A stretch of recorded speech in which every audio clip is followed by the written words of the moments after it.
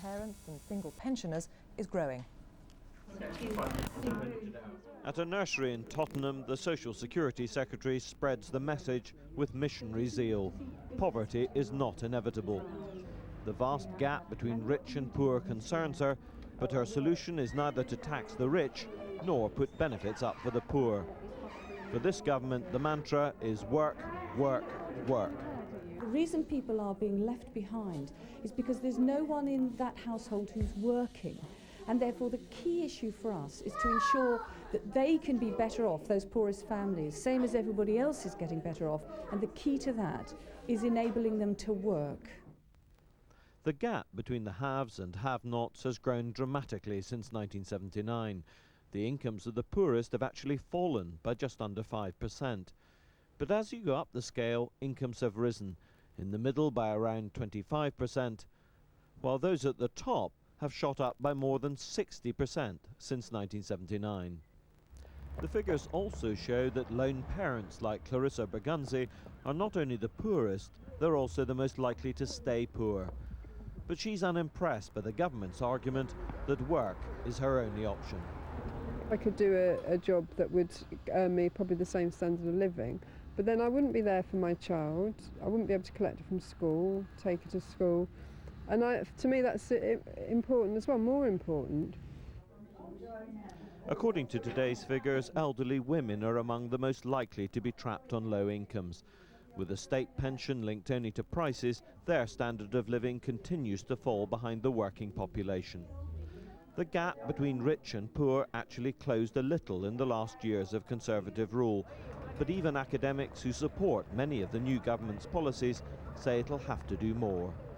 Looking at the mix of policies the government's got, there are still groups who are going to remain dependent on benefits. At the moment, policy is still that their benefit levels should remain linked to prices rather than other people's incomes. The effect of that is that as other living standards rise, that group will be left further and further behind. Unlike their predecessors, ministers in this government believe that the gap between the rich and the poor does matter, and that means they'll have to do something about it. In the end, they'll be judged on whether they've made Britain a more equal society. Neil Dixon, BBC News, Tottenham. The trial in the United States of the British nanny Louise Woodward, who's accused of murdering a baby in her care, has been told that she'd called him a brat and hated her job. The prosecution alleges that she shook the boy with great force, fracturing his skull. Louise Woodward's parents arrived at the courthouse to offer moral support to their daughter. Inside, Deborah Eapen continued to give evidence about the death of her baby boy. She was questioned repeatedly about her character as an employer, about the early hours, the long weeks and the late-night curfew on Louise. But the court heard evidence too about the nanny's character, charges that Louise had lied about events on the day the child went to hospital. She didn't tell you that she had dropped Matthew on the bathroom floor and his head might have hit the area where the tub meets the floor, did she? No, she did not. And that negative image was reinforced by a witness who talked to the teenager as they queued outside the theatre. She called them spoiled. She said they were fussy, mainly talking about the baby being fussing all the time, crying. And how did she refer to the baby? A brat. Did she refer to the job in any other way at that time with you? That she hated it. The courtroom was packed with supporters of Louise Woodward on one side and the Eapen family on the other.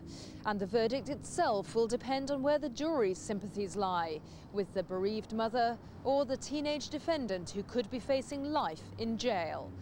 Philippa Thomas, BBC News in Cambridge, Massachusetts. Civil service union leaders have demanded a meeting